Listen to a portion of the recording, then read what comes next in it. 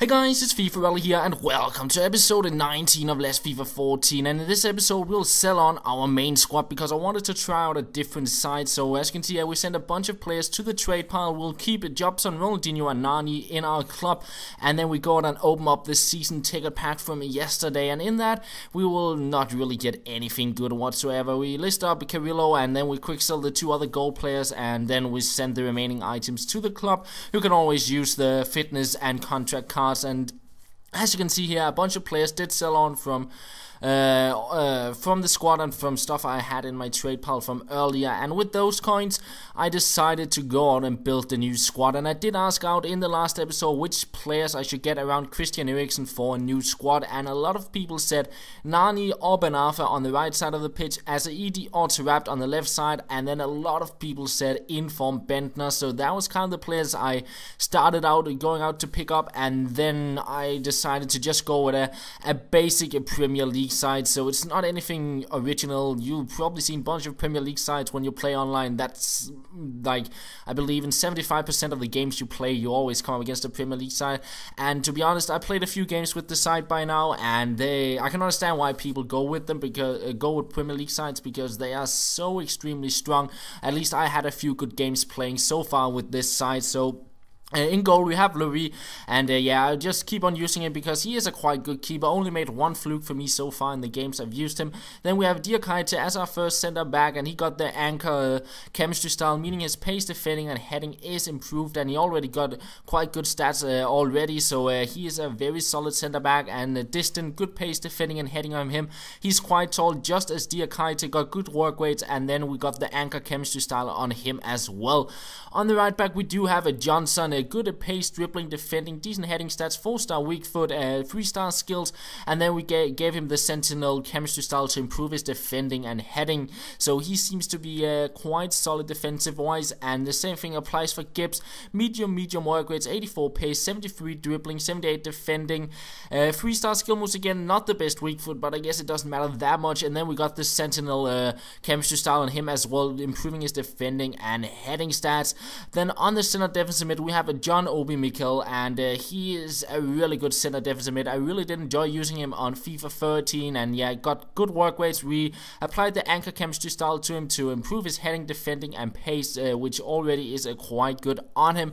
And then on the right mid we do have Nani, which we had in the club for quite a while by now. 5-star skills, 4-star weak foot, and he's just a fun player to play with. The 88 dribbling, long shot trade, good pace, shooting on him, and is a very enjoyable player to use in the game in my opinion. So we have him on the right side of the pitch, and on the left mid we do have Taarabt with the 5-star skill moves, no longer 5-star weak foot as he had last year. He got 4-star weak foot this year, but still a very fun player to play with the games I used him so far. And he got a decent pace, shooting, passing, dribbling on him. His defending and heading isn't the best, but still some quite good all-round stats. And we applied the ending chemistry style to improve his pace, dribbling and passing. Could have gone for a chemistry style where we improved his shooting as well, because he does have a quite good shot on him, but still he's on the left side of the pitch, and I might not shoot as much as I would do with some of the center players such as Christian Eriksen, which we do have on the center attack with good pace, passing and dribbling on him, 5-star weak foot, 4-star skills.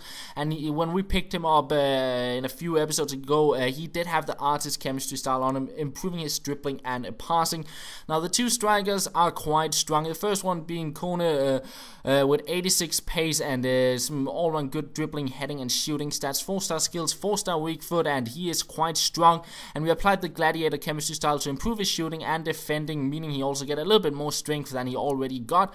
And finally we do have a Bendtner, and he is not the typical player I'd use in a squad because he does only have 3-star skill moves. You know me, I prefer the 4-star skillers, and then again, he's not the fastest striker at 63 pace, but then the good things about him is he's really strong, he's good on headers, he's tall, and as I said, this is not my typical kind of player to use, but I really enjoyed playing with him the games I've used him so far. He actually scored quite a few goals for me, and you'll see at least one game with this squad in this episode towards the end. But before we play with them, we actually go and play with our substitution squad. We'll play 2 games with them in Division 3 because well, the squad I just bought, a lot of the players were pretty low on fitness, so I decided to go with the substitution squad for 2 games to get the fitness up on the players I just bought. So we headed on into Division 3, the 4th game in that division, and we get our first chance with Moreno here very early on. We take the shot, but it is saved by his keeper, and a few minutes later it's Ben Arthur on the ball. Lovely stop and turn in between 2 defenders, and he will chip it over the keeper there to make it 1-0. A lovely little goal there, and it didn't take long after that before my opponent decided to rage quit, and that means another easy 3 points in the division. We're sitting on 9 points after 4 games, and that is not too bad. It's looking quite good, and we're ready to head on into another game. Keep on going with the substitution squad, and we come up against a full Galatasaray squad, and this was a really tough game, but we get a very good start. However, it's FifaRalle on the ball here, out on the wing. He'll make his way into the box. Lovely stuff there, and he will make it 1-0. A nice little dribble goal there, but he will get back, finding Drogba there, and he will chip it over my keeper. Nice little chip, and he makes it 1-1. So we are all even, and there's already 2 goals after 11 minutes. And straight from my kickoff, I'll get on the ball with Jackson Martinez. A lovely pass to Moreno, who breaks through, and we do make it 2-1. So 3 goals in 12 minutes. A lot of stuff going on, and here I got some unlucky bounces. He'll pick it up, and he'll cross it in and make it 2-2. So a lot of goals, and he gets another goal just a few minutes later. It bounces off my defender, and Louis could not save it. But we go into the second half, and I get my equalizer with Moreno there. A little finesse shot around the keeper, and just 2 minutes later, he finds a lot of space between my defenders and my midfield, and he makes it a 4-3, but I will try and get a goal back to get at least an equalizer. Here we get a shot in, but it is saved, and then towards the end of the game we find Jackson Martinez, and he will chip the keeper, very similar to the goal he got with Drogba, and we get an equalizer, we get a draw. And to be honest, couldn't really use that 1 point for much, because you will have to get 18 points or 21 points to either promote or win the title. So if you want to use a draw to anything in this division, you'll have to get 3 draws and then win 6 games. So I basically just slipped up a game, I felt, and I headed on into another game with the new squad I built, and I come up against a full Serie A side there, and we get a quite good start. It's Bendtner on the ball. Loved a little skill run here, but his finesse shot is not on target, and there is no goal. And we get another chance to Taarabt on the ball. Lovely skill moves here. He'll cross it in.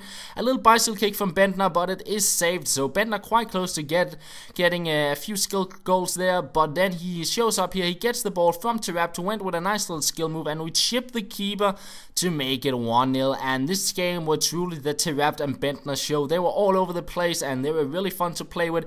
Hits Taarabt on the ball. He makes his way inside the pitch, goes past another defender, takes on a third or a fourth one before he puts it into the back of the net to make it 2-0. And then Bendtner on a little bit of a skill run here. He uses his strength to keep on the ball. A ball will drag back past the slide tackle, and we make it 3-0. So a few nice goals there, and we keep on the pressure in the second half, almost getting a goal there, but it is my opponent getting back into the game off a header there with Taarabt to make it 3-1. And straight from my kickoff, it's Kona to show up with a nice little skill run here, going past the 4 defenders, getting out on the wing. A ball will scoop turn in between the 2 defenders before he flicks it up with a rainbow flick, but we will not hit the target with the volley there. And in the end, we win the game 3-1, and that is how this episode will end. We'll have a lot more gameplay with the new side we built in tomorrow's episode, and that is pretty much all, guys. Thank you for watching, and I will talk to you later.